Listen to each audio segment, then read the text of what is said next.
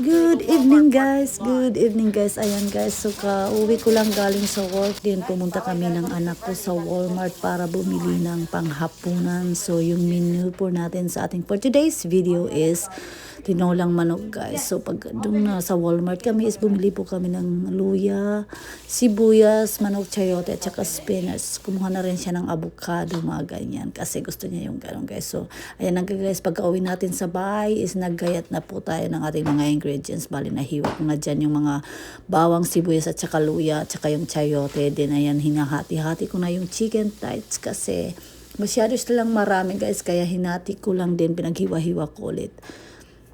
So after that, ayun, magsusutay na po tayo is gumamit po tayo ng olive oil at saka pinaghalo-halo ko na lahat guys ng pinagsusutay ko na yung sibuyas, bawang at saka yung luya hanggang sa mag-translucent na siya. Tapos yun. Tapos nakalimutan ko nga palang i-video yung paglagay ko ng manok. Pero yung manok guys, pinabrown ko muna bago ko siya lagyan ng sabaw. And then pinakuluan po natin siya ng mga 30 minutes yata yun para lumambot.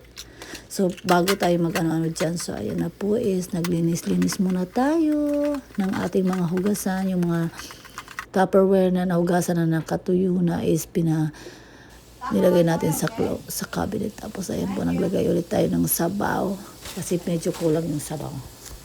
At nilalagay na natin yung spinach, tapos yung chayote guys, sayote sa amin kasi yan.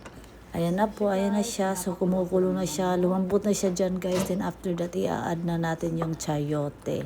Pinabrown ko muna yun. O, diba? O, yan na. Nakikita nyo, pinabrown ko muna yan. Tamang-tama kasi medyo malamig yung panahon ngayon.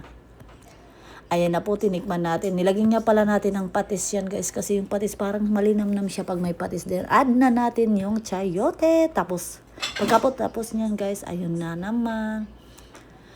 Mix, bali yung chayote guys, mga 3 to 4 minutes yata yun, pinakuluan ko siya para maging maluto siya din. Na-add ko na yung spinach. Pagkatapos ng spinach, ayan yung spinach kasi madali lang. So, yan na yan guys. Luto na siya. Thank you so much for watching. See you on my next vlog. Bye!